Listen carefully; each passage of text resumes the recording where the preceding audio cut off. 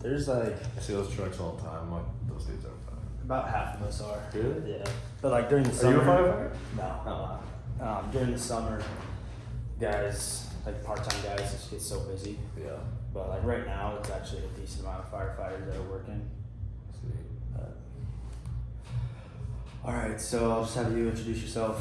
I'll tell me what your job title is and your name and all that, and then we'll get into the questions.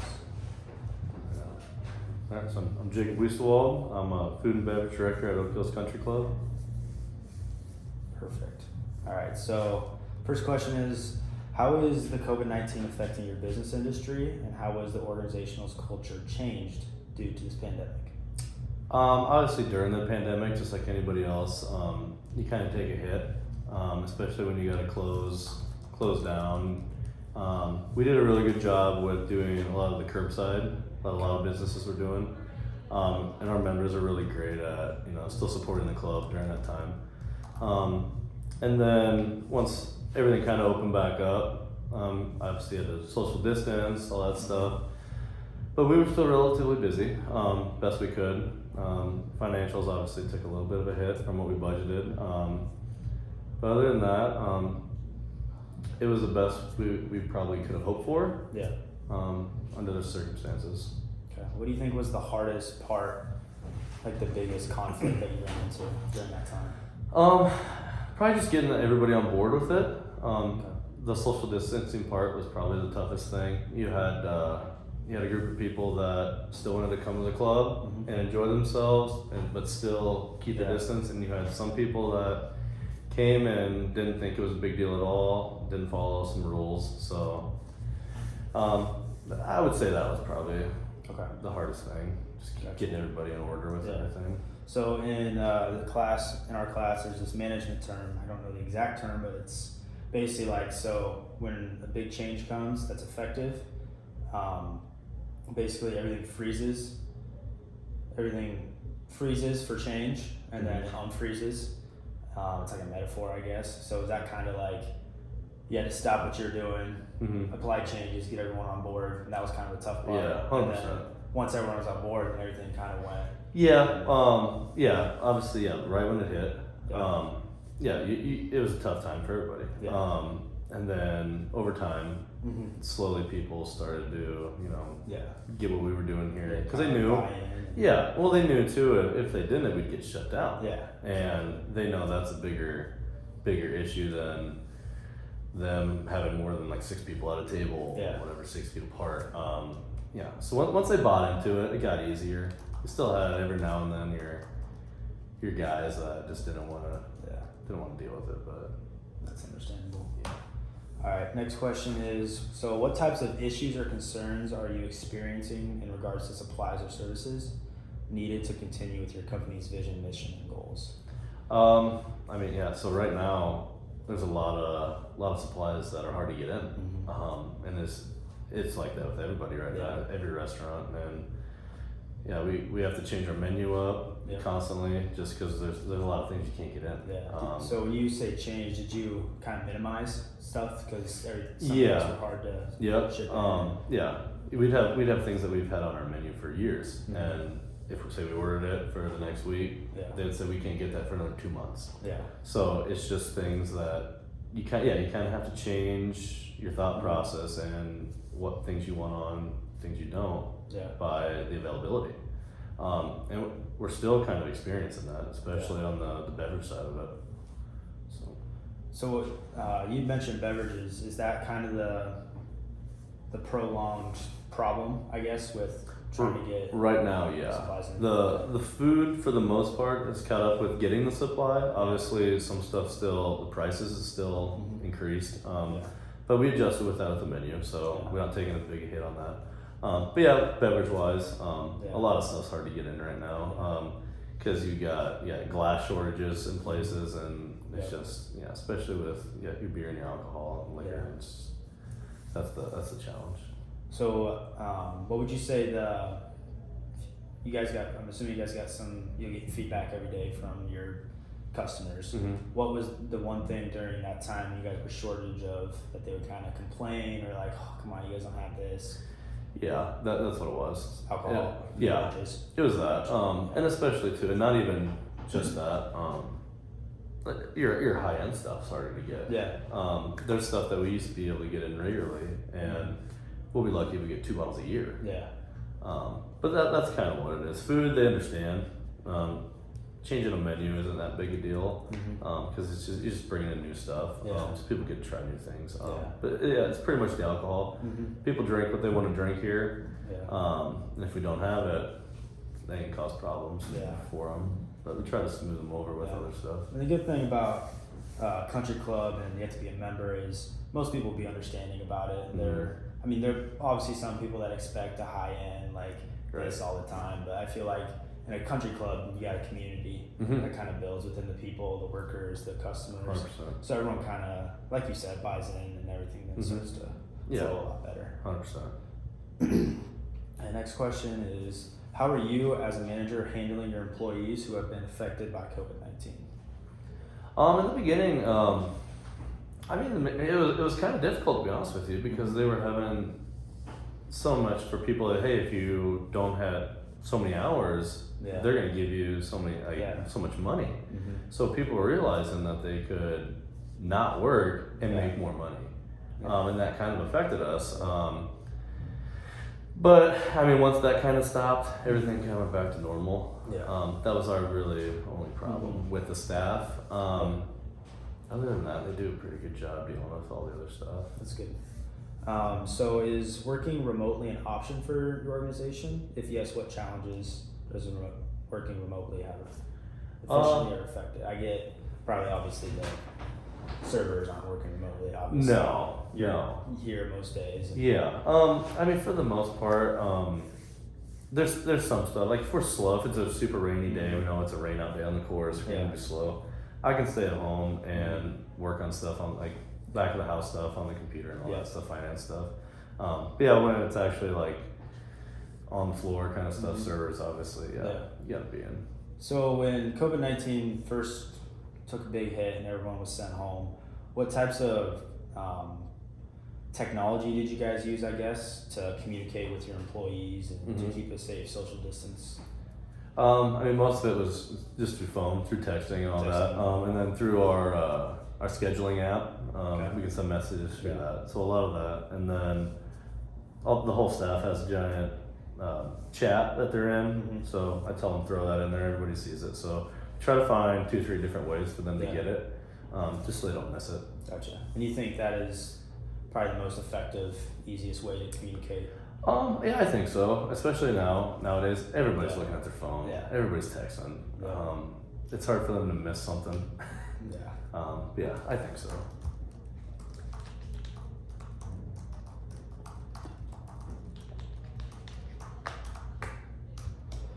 All right, question number 3. What is your current process for making any decisions during the COVID-19 crisis? How are you communicating to your employees during the COVID-19 crisis, and what personal and impersonal skills have helped or hurt your manager during this pandemic? For the server part, just kind of sorry, can you repeat that first one? Yeah. So what is your current process for making any decisions during the COVID-19 crisis, which we kind of talked about? Also, how are you communicating to your employees during the COVID-19 process, which we talked about, so this question might be invalid. And then this last part, what personal and impersonal skills have helped or hurt you as a manager during this pandemic? Okay. So just for that one part of dealing with the staff. Well, I'll go with the staff first. Like you said, when we run out of things, stuff like that, when we know that there's something that will affect their shift, pre-shift's a big thing. Let them know, hey guys, there's shortage in this, and this. We only have so much of it. So I'd say, hey, you sell something, let us know, and just kind of go with that with them. You said personal? Realistically, nothing for me. I'm kind of somebody that just kind of rolls with everything that's thrown at me. I adapt pretty good with things, and you just kind of live and learn. Especially now, it's the way of the world right now. Exactly. You just gotta make a change and deal with it and move on with it. Mm-hmm. So that's pretty much. Everyone was affected in some way. Or Yeah, and I'm not someone that's gonna let anything that's kind of like stay with me for a while, especially it's COVID stuff, whatever. Like I'll move on, I'll figure it out, we'll find ways around it. You're not stuck while on still being way of doing things, but it's not looked at in the right way in the population because of how COVID is, and that types of things. You're able to adapt and and especially in this business, still being respectful to both sides. People that are still worried about it and people that aren't. Obviously, I can have my personal views on it, but in this business, you kind of got to adapt to both people. Exactly.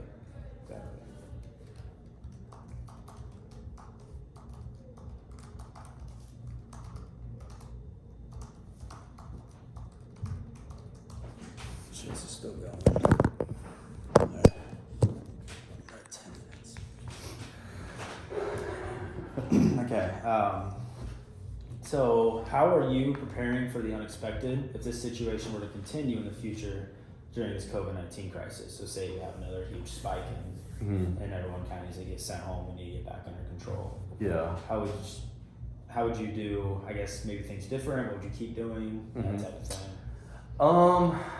Honestly, I don't know if we would do anything different, to be honest with you. I think that our team that we have here, we did a very great job when everything hit, especially with people not knowing what's going to happen, the unknown.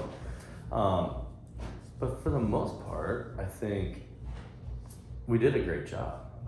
Like I said earlier, you have some of your people that didn't want to listen, all that. You can't control what other people are going to do. But yeah, maybe if anything, try to look ahead, see what's happening with the market with food and stuff and all that, and maybe get ahead of that game a little bit instead of the week before saying, "Oh shoot, we can't get this anymore. We got to change the menu." Kind of maybe change things sooner instead of seeing what could happen. Just make that change. Planning ahead of time. Yeah, so you don't have to deal with it. Yeah. So, same question, but now on the customer side of things. So obviously golf is a very distant sport. I mean, you have you and your buddy in a cart, and everyone else can pretty much stay distance. So when COVID-19 happened, were you guys completely shut down for everything, or were people able still to go out and golf? Or? I think just like any other business, I think there was that week period where everything was shut down. It was dead. But then, once we figured out on our side what we could and couldn't do, we went to that curbside stuff. But then with golf, it's one of the biggest things you could do that. Yeah, it was. Because you could still, especially if you're an athletic person, it's a sport you can do. The only thing that they did was one person cart. You couldn't do cart. You could walk. And then they had no pins in. No rakes, nothing like that. Anything you would touch with your hands, they just took away. But I mean, from our point of view, our numbers went way up with golf. We had, we beat those records now, but our rounds per year were way up. And I'm sure it was the same with courses all around the world. I mean, people wanted to get out, and there's one thing you actually could do. So stuck inside. Hindsight 2020, you guys actually kind of benefited a little bit that aspect of the company. Yeah, people were tired of just watching TV, seeing the bad news all the time. Yeah. So, you guys, assuming you were actively cleaning cards and doing all that stuff to keep protocol and whatever. Yeah. Okay. Next question is how do you as a manager use the management functions during this time? Planning, organizing, leading, and controlling. So this is Henry Foyle is some guy we study. He's kind of the main guy who we take after in our class. And it's for management functions are planning, organizing, leading, and controlling. So let's just kind of dive into planning. What is, I guess, right now, what's the kind of the process of planning for an event you guys have? Because I know every Monday. If it happens now? Yeah. Right now? Yeah. Oh yeah, planning wise, we meet with people almost a year in advance in some events. But especially at a golf event. Yeah. When people are done, they love it here. They come back probably the next week and reschedule. Yeah. Same with weddings.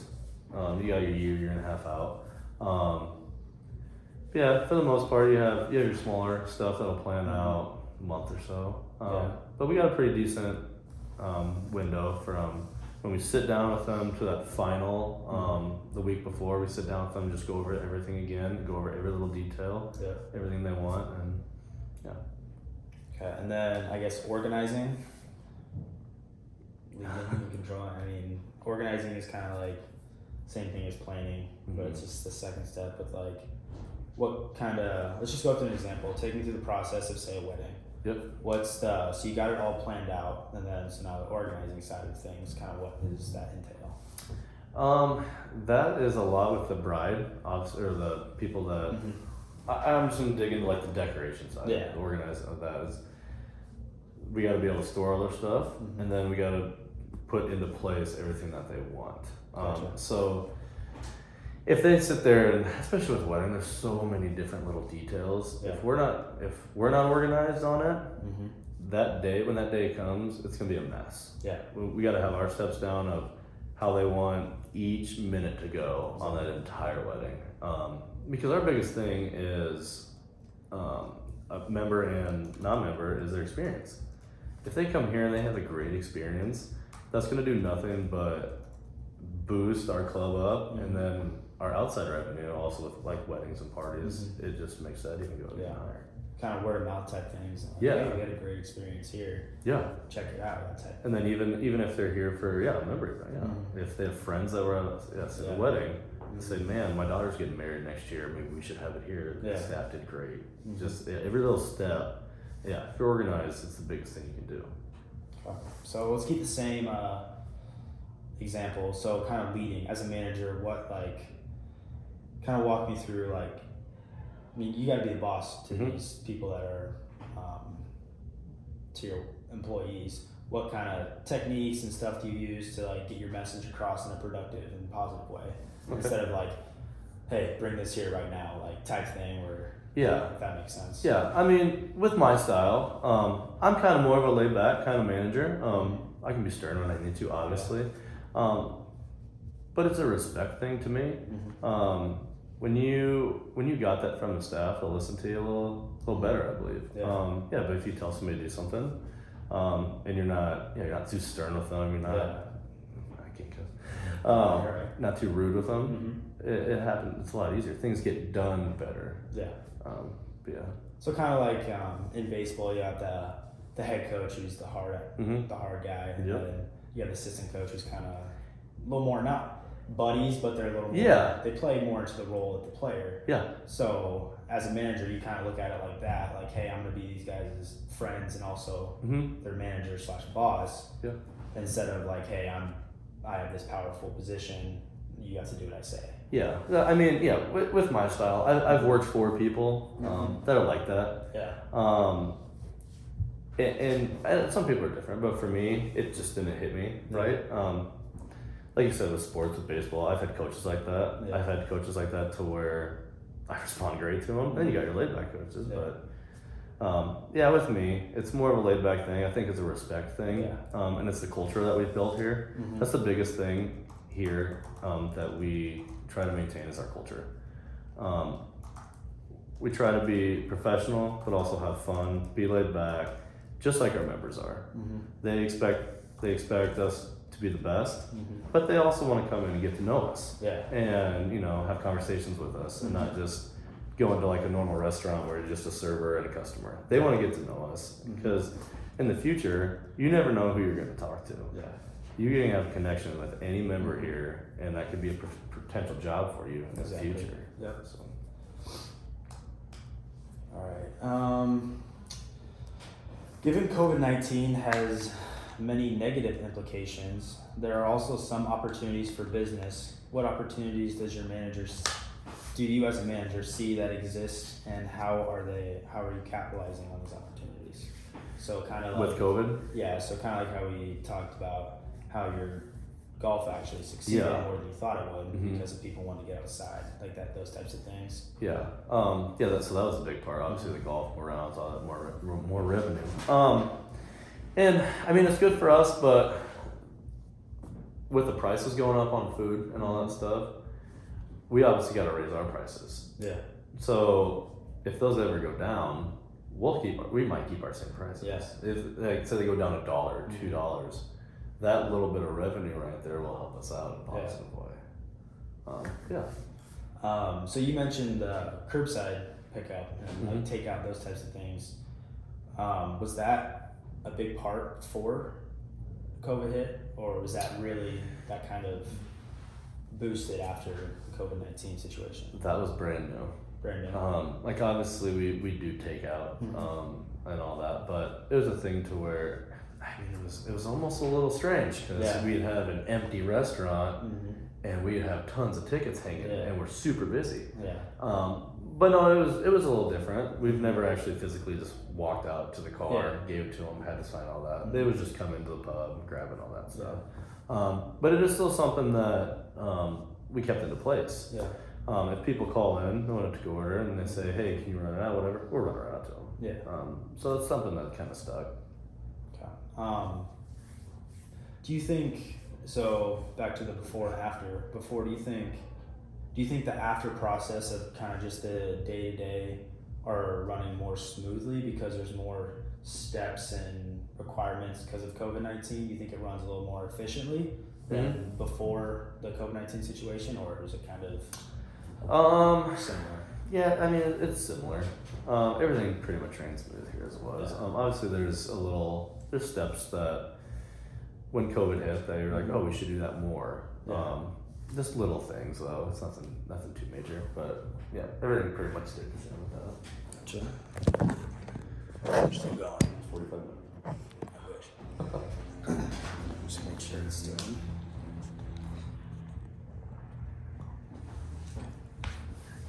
All right. So, what are the effects to your bottom line when it comes to COVID-19, and how do you plan to recover from the aftermath of COVID-19? I mean, kind of like what I said earlier with when we budget for a certain year and we need to hit our numbers, and then the pandemic hit and everything kind of just gets tossed out the window at that point. That was the biggest effect. It's just you plan, you budget all year, and then the unexpected happens. Like there's things throughout the like normal life, I guess you could say, that get tossed in there, but nothing like a pandemic. Like that's something that no one's really dealt with before. So that hurt our bottom line, I guess, big time. But now it's pretty much back, if not better, than what it was before. Every year, minus the COVID year, obviously, we're breaking records with our numbers every year for the last, I think, 6 years. Yeah. So we're always doing more and more and more each year.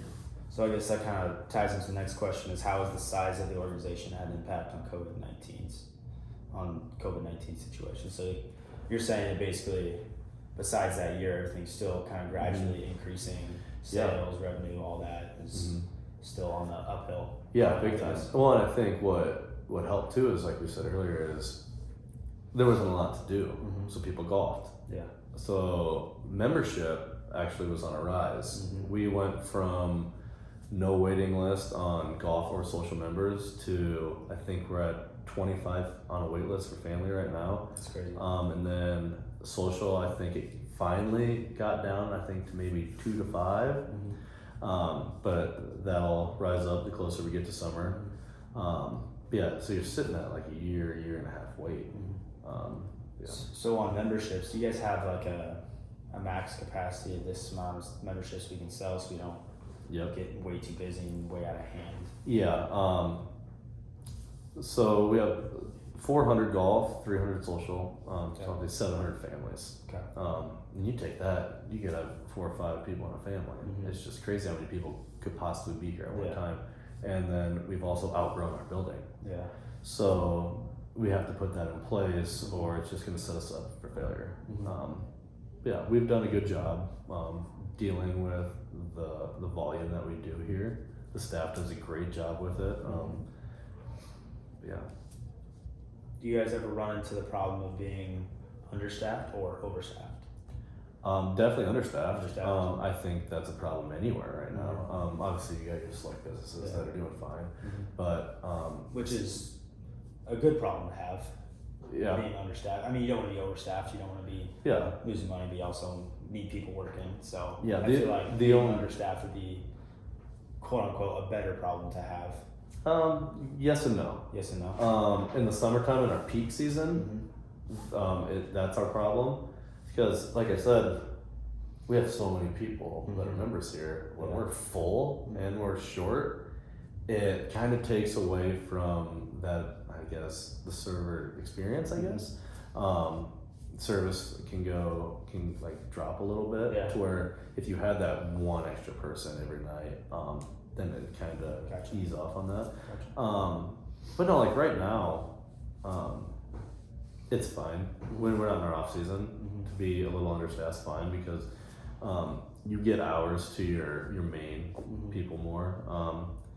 But yeah, the only thing was in summer when you're a little down, you got people working tons more hours than they're used to, more days. It kind of takes away from, I guess, their personal life, and it kind of just drains them. And that's one thing that we try to do our best here. Obviously, with the numbers we have now and then COVID and all that stuff, it was kind of a challenge, but it's something that we're always trying to keep a good business here, but then also having our staff have personal, like having a life. Because you don't want somebody to come into work, they're already tired when they get here. Especially in the service industry, when they're face to face with the customers, they need to be, I guess, happy, in a good mood, like want to work, because that improves the experience of the 100%. And you can tell too, like you got people that put on that fake smile for members, just because it's a professional thing to do. But then you can see it once they get into the back of the house. You can just see them that they can be drained. They need a break. That's the only disadvantage to a short staff. All right, last question. If you could go back to pre-COVID, what would you have done as a manager to prepare for this pandemic? So if you knew a year in advance that everything's going to be shut down for 2 weeks, you had to change exactly how you process of kind of everything that... Probably stock up on a lot of stuff, especially how we said we were doing curbside. The to-go, the boxes, the bags, the silverware. We ran into issues where what we normally use, we couldn't get anymore. So we'd have to go to another one. Then we couldn't get that, we had to go to another one. So maybe stock up on that. That's probably the biggest thing, to be honest. Would you, knowing, say you knew this pandemic was going to happen way in advance, would you have things set into place so you guys would be able to stay open? Because I think obviously everything closed because there was a scare and a fear of if I go outside and a lot of unknown. You could get sick and die. Yeah, exactly. Do you think you guys would just go to straight to the curbside, or would you continue to be open? And I think we would probably do exactly what we did. We only could do what they would let us. Whatever the rules for the city were in place. So, like I said, the curbside did extremely well, and then you open up at, I think it was 25% at first. So you'd have, I don't know, I think it was, you'd have 6 tables at a time, and they'd have a 2-hour time frame. They'd get up, you'd clean the table, you'd spray all the COVID spray, and clean it up. Another half hour later, another 6. Do customers have to reserve time now to be in the restaurant? Yeah, in the restaurant. No. We do accept walk-ins, especially with being a golf course. You got people that they don't know that they even are hungry until they get to 16th, 17th hole. We obviously encourage it. It helps us, organize better with everything. So then beforehand, you said there were 6. You allowed 6 tables or 6 groups of people, I guess. Would they have to plan ahead because you had the 2-hour time limit? Yeah, with that. So like I said, we had kind of just had to go with what the city was allowing. And when they said 25%, we said, all right, what's 25% of it, whatever. And then every other table would just be either gone or we'd have chairs flipped on it, just so it's obvious you can't sit there. Yeah, they'd have to reserve that time. Gotcha. Same with when they upped it to 50%, 75%. They still had to reserve times. Gotcha. What was your kind of your process of informing your members that, hey, this is what's going on, this is what we can do, this is what we can't do? Is it just mass email, read it? A lot of it was, our events coordinator and our membership director, they would send stuff out. Gotcha. We'd put it all over our social media. Yeah. When they came in, there would be signs on every door. Yeah. Every table had signs. Obviously, I had to go to paperless everything. Everything was QR code, just taped onto a table. Yeah. So. Yeah. Was that a challenge, kind of moving into the technology phase of things? Because I know there's some older members that they want to read something, and was there a big challenge with kind of getting the members to move towards that for the amount of time that it had to be done? Yeah, big time. Yeah, well, I mean, you'd have people that they have no idea how to even use their phone, let alone use a QR code. They're trying to take a picture of it, and we kind of have some leeway, especially being a private club. I feel like you can do that. Where if we had 4 or 5 older members come in, they don't know how to use that. Yeah, we would print off a little piece of paper. When they're done, throw it away. Yeah, just so we stick with the protocol. Just to kind of service everyone, because we know technology is a big thing, and the older members, they're not used to it. Yeah, some are great at it, and some have no idea. Yeah, it's a huge gap. There's no, you kind of know how to do it. It's either you do or you don't. In that older generation, big time. Gotcha. All right, well that wraps up the interview. So awesome. You did great. I appreciate the video. it. So, good job. Thanks, man.